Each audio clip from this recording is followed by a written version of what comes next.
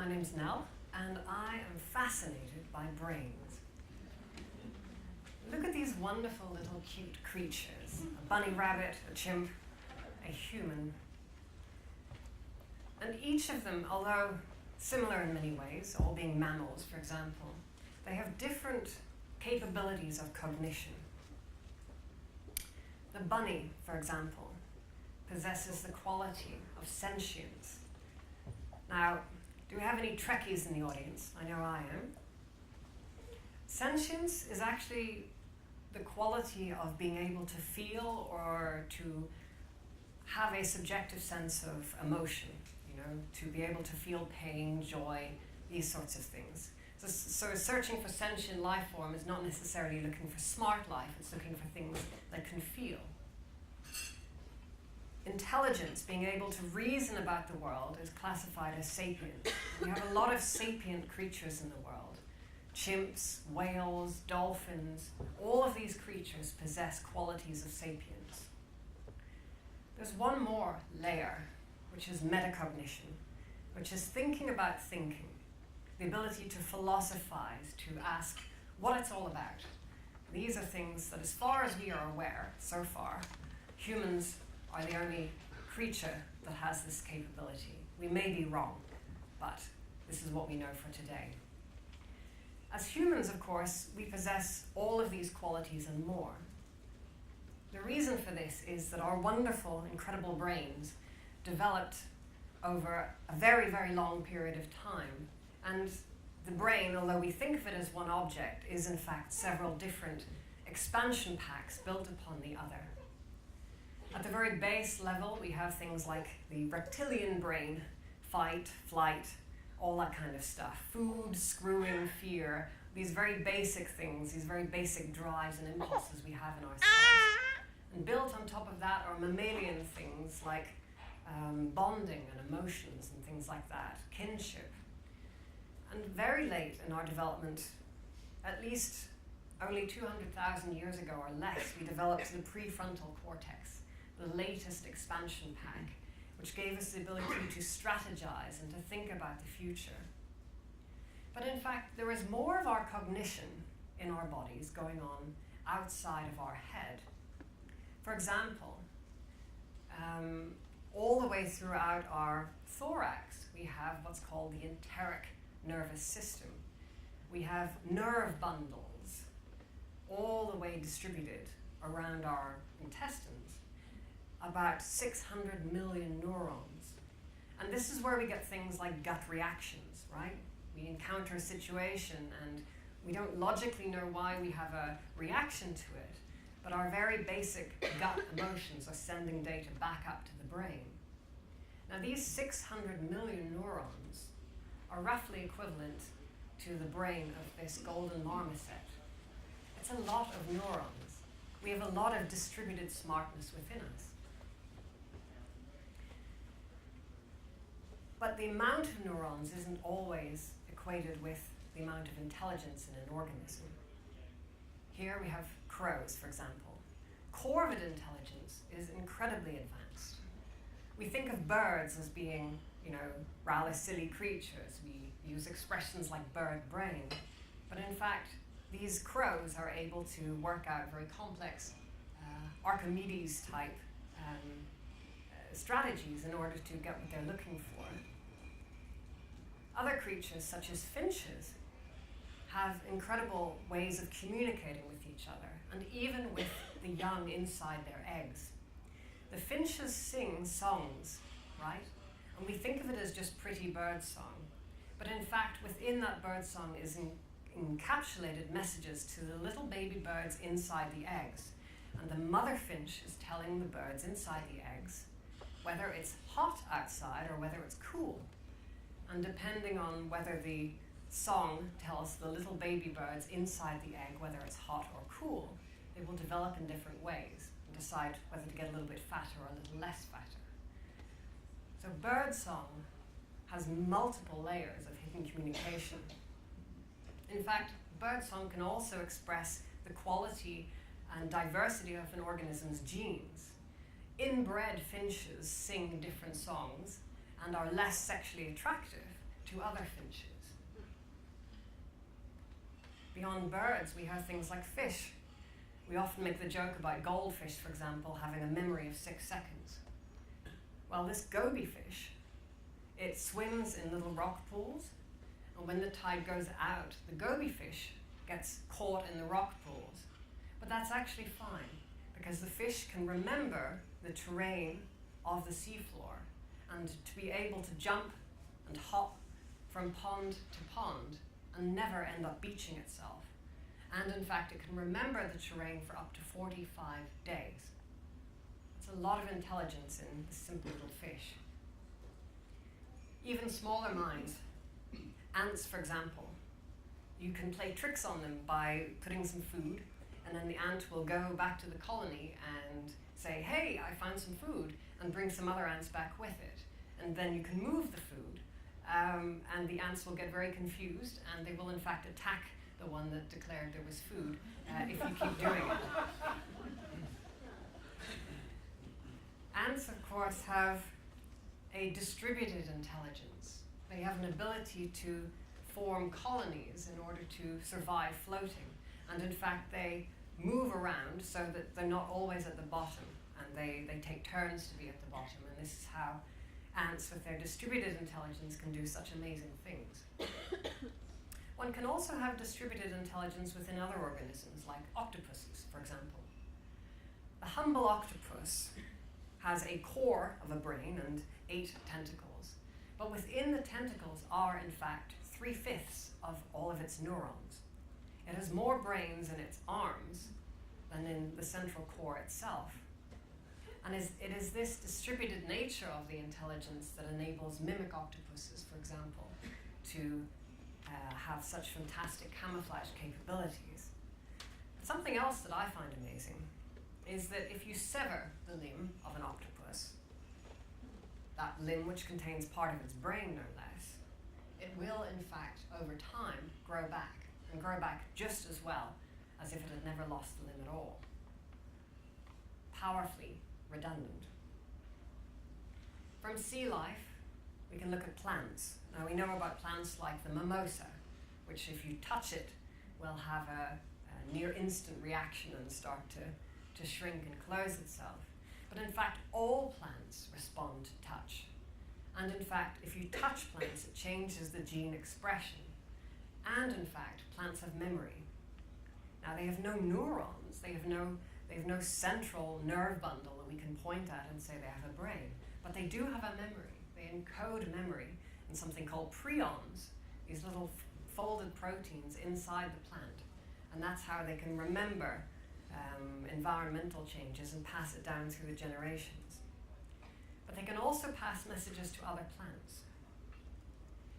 Deep beneath parks and forests, there is what is called a mycelium web. It is a web of fungus. And plants actually use this fungus as a sort of internet to talk to each other and to send messages. One plant can say, help, I'm being attacked by aphids. And other plants then can help to develop defenses for themselves against this kind of predator. Even more than information, plants exchange resources. The bigger trees send nitrogen and other resources to the smaller trees, the baby ones, to help them to grow until they get to the point where they can access light. The forest itself has a strange kind of social welfare system going on. I bet you didn't imagine that. Other networks, slime moles, for example, right? Disgusting gunk you would find in a puddle. But it can be incredibly intelligent despite having 0 neurons. Here we have a slime mold that is able to replicate the Tokyo subway system by placing resources where you have towns, and it will automatically create this kind of structure in order to access those resources. Cognition without brain. We find that, therefore, that consciousness is not an on-off switch, right? We think of it as conscious, unconscious. But in fact, consciousness can be experienced on many different levels, everything from a bacterium to a mouse. And This is an exponential scale in terms of power and capability. As human beings, we peer into the world through a sort of letterbox that is ourselves looking at other things in the world that we think of as conscious to some degree. But in fact, there is a vast canvas of consciousness, most of it too small and too alien for us to actually properly perceive or to understand. And so we think of the world as a much more simple place than it actually is. The acclaimed primatologist Frans de Waal asks, are we smart enough to know how smart animals are? Spoiler alert, probably not. What's going on here? Are these animals rejoining each other? Did one of them go off to college and has recently come back? And we don't know. And it is dangerous in a sense to anthropomorphize, right? To look at animals and ascribe human states of consciousness to them. But we don't always anthropomorphize with our own species. For example, young members of our species. There was a study came out recently that said that babies can feel pain, and it was regarded as surprising and provocative that babies can feel pain. Why is that? Why does the medical community for decades declare that, oh, babies don't feel pain at all, so we don't need to anesthetize them? The Australian philosopher Peter Singer talks about something called personism. It is this idea that we should extend personhood to entities which are intelligent but non-human, such as great apes. And there are now initiatives in countries like New Zealand to give personhood of some degree to animals like great apes and whales, etc. But there are persons in our society today who don't have flesh and blood. We typically call them corporations, right? Corporate personhood. Corporations can sue and be sued. They can defend their property rights. They're not listed under the UN Declaration of Human Rights, but they do have personhood. And so we find that personhood, like consciousness, is not an on-off switch. It is in fact a matter of degrees. We have degrees of personhood, of human beings and of non-humans. Having the quality of personhood requires having an identity. That is, having an identity that can interact with other people and has autonomy, like corporations have autonomy to act on their own degrees. It also requires integrity. So that means having a moral standing and also being able to describe why you took an action. If you get up and stand and walk out of a meeting, it's excusable if you have a good reason for doing so. Otherwise, it's not. And so these are the qualities that enable a sense of personhood. So if we have personhood in humans and we have personhood in corporations, what about personhood for machines? When are we likely to see personhood for machines start to emerge? There is a theory that almost all interactions in our society can be boiled down to contracts of some nature, whether they are explicit or implicit. Everything on some level is a contract. All interactions. Now, technologies such as blockchain technologies, derivatives of Bitcoin, enable a distributed smart contract system in a way that there is a public ledger that you can express something and write it down and everybody can see it, or at least know that it existed at a certain time. Technologies like Ethereum are now enabling a smart contract network, whereby anybody can write a contract using code, or vice versa, using words, and turn that into code. What this means is that you can have what is called a distributed autonomous organization. That is an organization that has AI at the center and humans all around it. Now, for the moment, this is mostly humans, but it's going to start being more AI and less humans over time.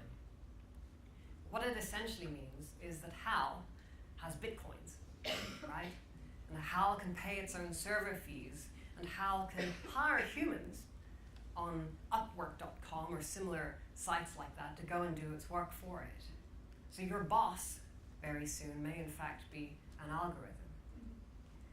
So we have something that is part human, part machine, and part corporation. I believe that this is where we're likely to see some form of personhood, including machines, in the very near future. What about pure AI machines, pure AI personhood? This is the C. elegans worm.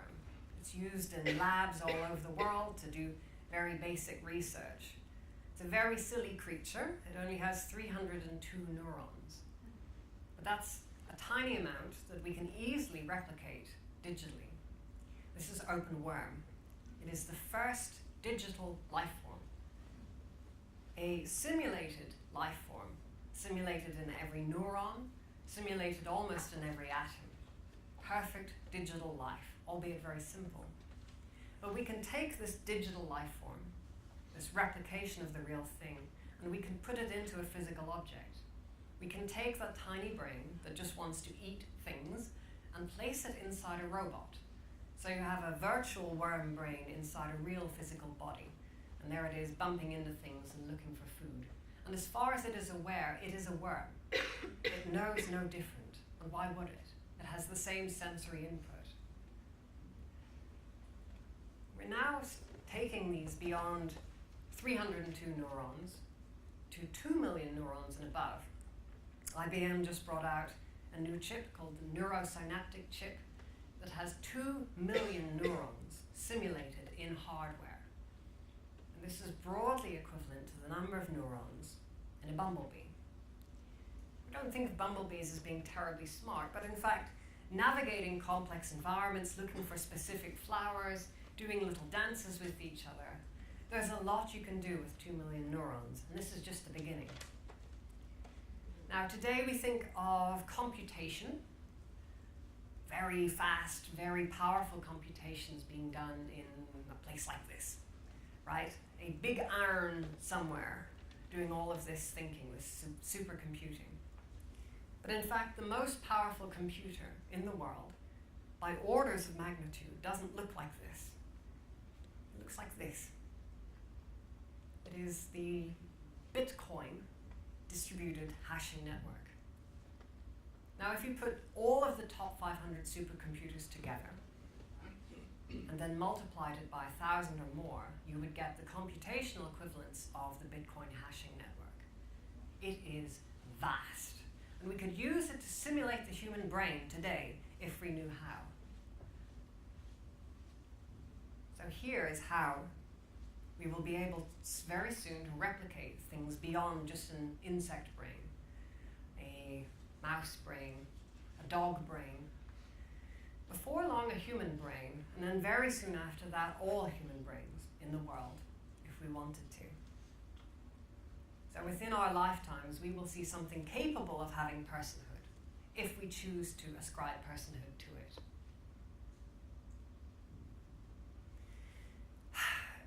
We moved in the past through this phase that we call the Enlightenment, right? We developed the scientific method. We developed incredible new ways of looking at the world, looking at the cosmos, looking at things very small. And we thought ourselves masters of the universe because we could make sense of it all. And then we developed things like quantum physics, and we understood just how mixed up everything is and how little we actually understand. And our technology became so much more powerful that none of us could properly understand how it all works. You might understand the mechanics of your car, but not the electronics that go into it. We are in the age of entanglement, and the world is so complicated that we can hardly make sense of it. Ultimately, we still have all of the basic parts of our brain, and we're fighting them all of the time, trying to get them to go and do the things we want to do and not hijack us and take us off in other directions. We are in many ways what I would describe as a teenage civilization. We make a mess of our environment. We don't always respect the rights and wills of others. We don't see other individuals as individuals in their own right. And this is a problem. It's a big problem. Because we teenage species, we are in trouble deep. And it's too late to do anything about it. And here's a taste of what it looks like.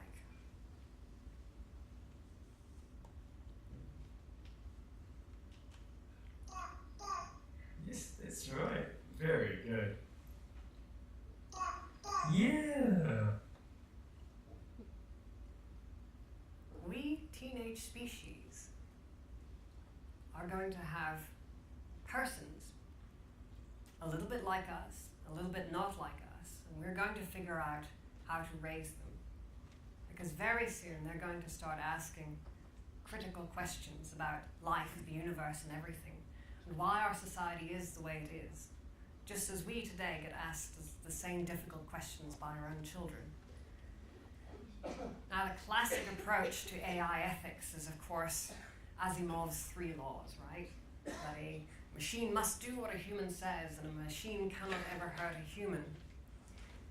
But there are deep problems with this kind of approach, because they are, in effect, supremacist.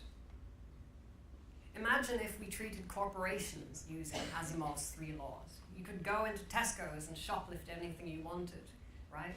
Because it would not be able to do anything to stop you as an organization. This doesn't work. We need to find better ways of solving these kinds of problems.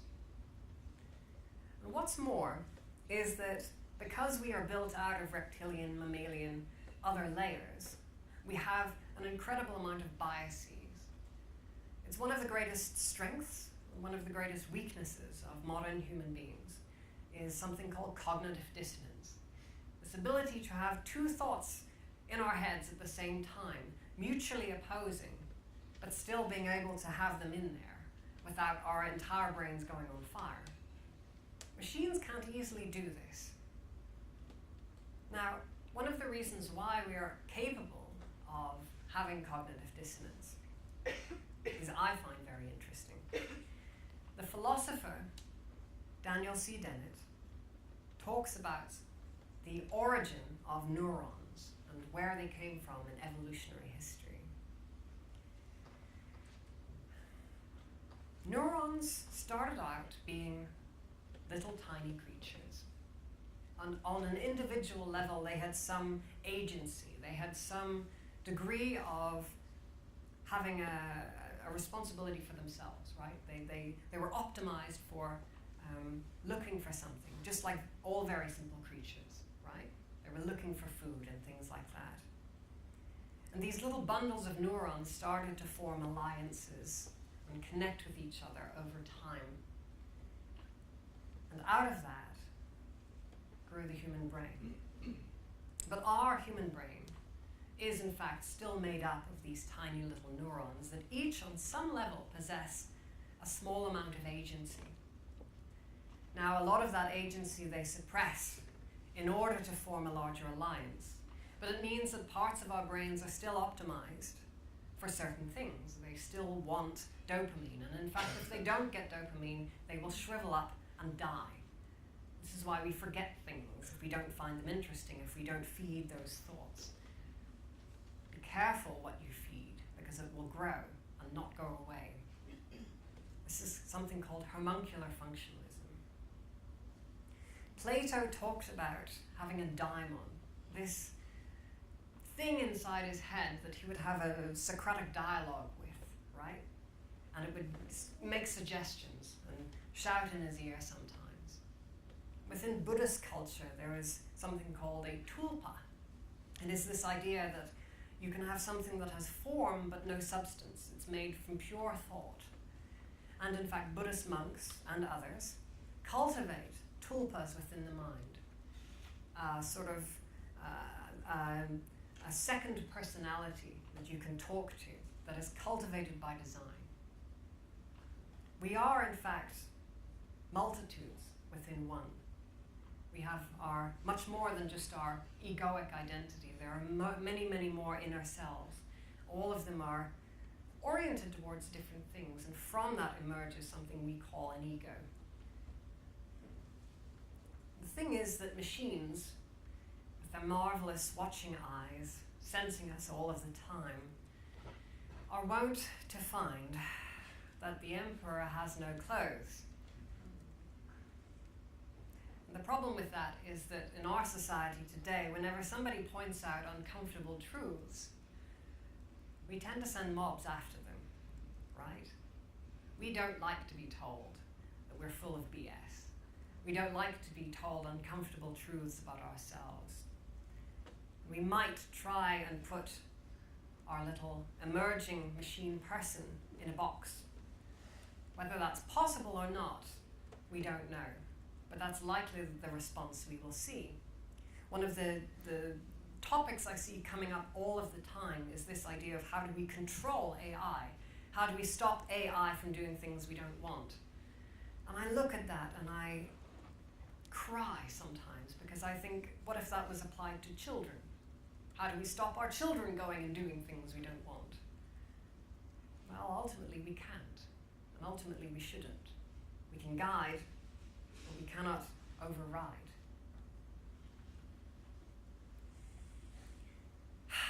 Machines will look at us and understand why we are so broken and so wonderful as we are. And they will ask very difficult questions about our society, why we treat other sentient creatures so horribly.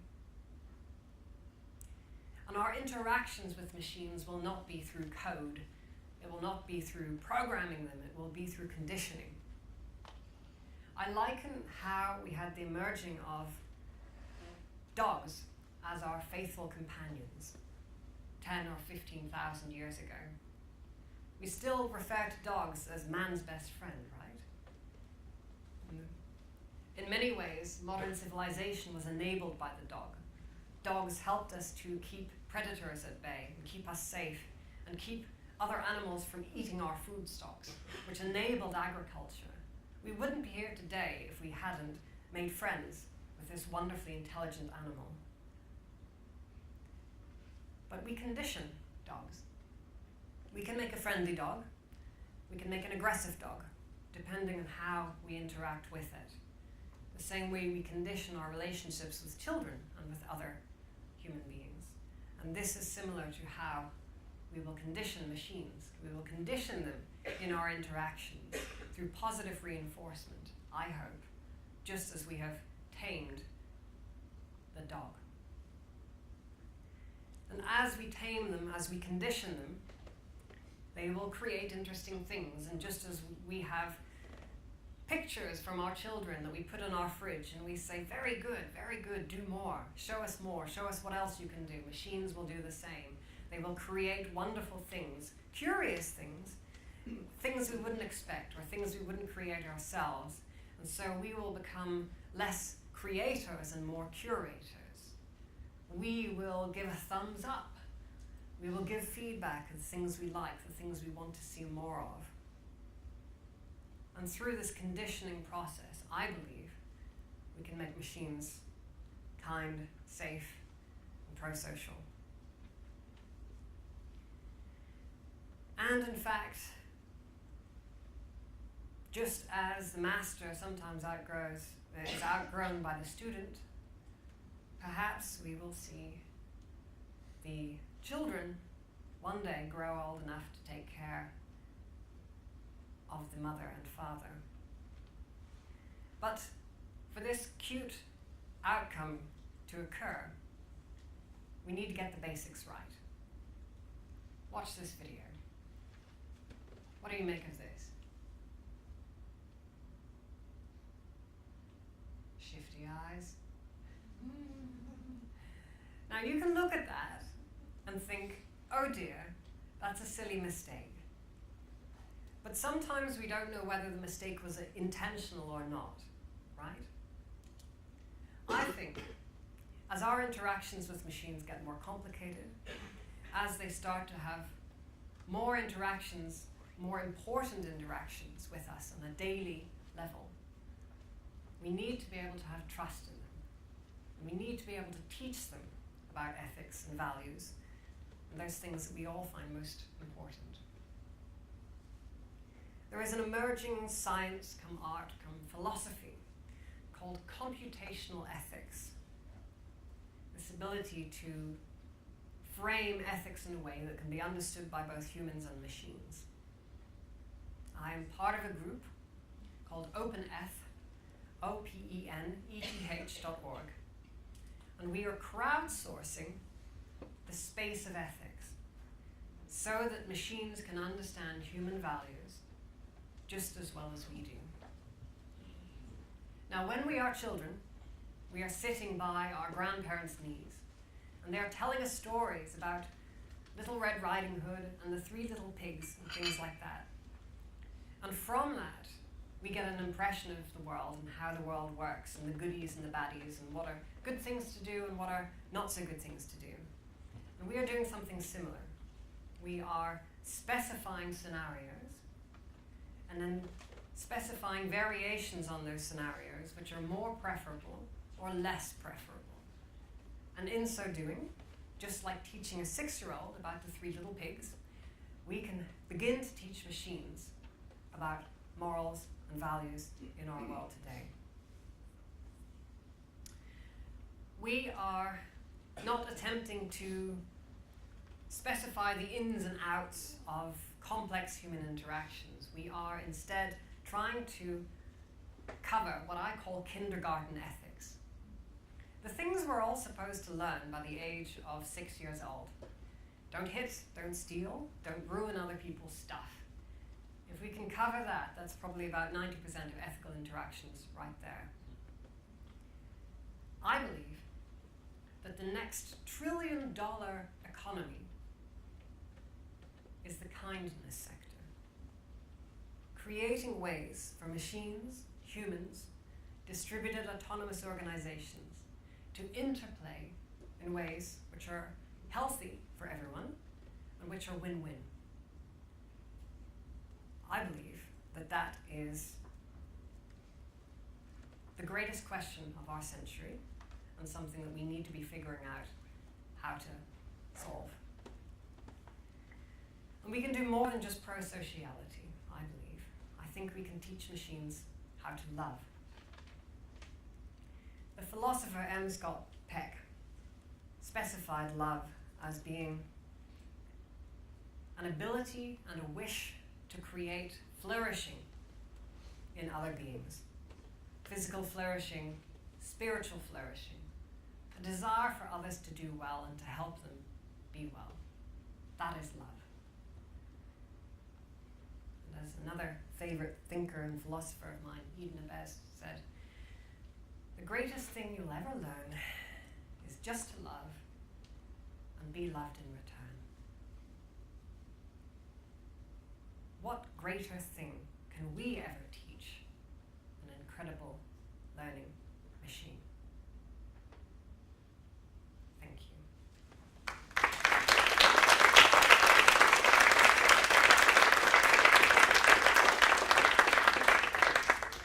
Wow, thank you very much, Nell. That was amazing. Yeah. Okay, do we have any questions for now? We have about 5 minutes. I thought there might be a few. Let's see if we can get through as many of these as we can. Okay, start front here. Nell, first of all, absolutely incredible presentation. Thank you.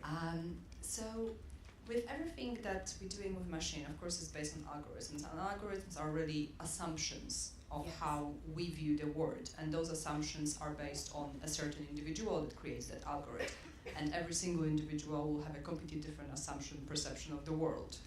How can we make machines that are actually more of an averaged assumption of millions and billions of people around the world? This is one of the greatest questions, in fact, of our time within machine learning. The reason why we've seen an explosion in the capability of neural networks, deep learning, in the past couple of years is the amount of data that we have at our disposal. A lot of the technologies we're now using were actually invented 20 or 30 years ago. but they only became useful in the past couple of years, simply because of the amount of data we have at our disposal. From the dawn of human history, when we were banging rocks together in a cave, until the turn of the century, the year 2000, we created about 5 exabytes of information. It's a vast amount, right? But today, instead of taking 10,000 years to develop that amount of information, it's now created about every 20 seconds. We see it in things like YouTube, where there is 24 hours of content uploaded every single minute, right? We are producing vast amounts of information, and in fact, a lot of the information in our world today is now increasingly being produced by machines, right? So if we have all of this information, a lot of it being created by humans, it is going to have our biases, right? And we see it today, a lot of biased algorithms. Even if you go and do a Google search for professional haircut, you will see a professional haircut that has lots of people of one ethnicity, and you do a search for unprofessional haircut, it will be another ethnicity. This cannot be. We must find ways of excising human biases and prejudices from the data. We don't know the best way of doing it so far. Maybe machines can help guide us. I do know that machines are very good at finding inconsistencies, right? If in human society we have inconsistencies and we hand wave, right? These are the things that help our society carry on. We just sort of move past it. Machines instead look at inconsistencies and say that one of these premises is wrong, because there's no such thing as an inconsistency. This is why I'm hoping that machines can help us one day be a less biased and hopefully more kind society. Thank you. Hi. Just crazy. Thank you. I would like to hear your point of view about machine and emotions. I'm sorry? Can you say that? Machines and emotions. Can a machine have an emotion? A machine emotion? Does it make sense? Yeah. I think machines can simulate emotions. As to whether we will give them something like a mammalian brain system, the thing that gives us as human beings emotion, that might be simulated. It might be worthwhile to give machines this kind of emotion. But I don't think it's necessary for a machine to have emotions for it to be pro-social. In our society, a very small amount of people are what is called sociopaths, right? They don't necessarily have a conscience, or they're not necessarily hurt by the idea of something bad happening to another person. And yet, through conditioning and by principles, such people can be conditioned to be fairly harmless, right? This gives me hope, because I think that even a very sociopathic machine that doesn't have any feelings or doesn't really care about other people can still be conditioned to be harmless and to have a pro-social way of engaging with the world and hopefully creating better outcomes for everyone. Thank you, Nell. Okay, so we've got a question here. There's one over here as well. I'm not sure we're going to have enough time to get through all questions. So let's run just one more quick one, and maybe we'll have some time in the break. Thank you very much for your talk. Thank you. My question is more about society in general and the way in which society accepts machines and understands machines. Now, obviously, we look in the media and we see there's a certain number of issues going on in the world at the moment. Although I very much believe in machines, and I believe that a large part of the developed world understands and accepts them, when there are a large amount of people who are suffering because of the explosion of industry in their hometowns, they're upset because their jobs have been lost. How can we develop machines and expect them to become this wonderful form of AI without dealing with the society issues at the same time? How do we do that? That's a very, very good question.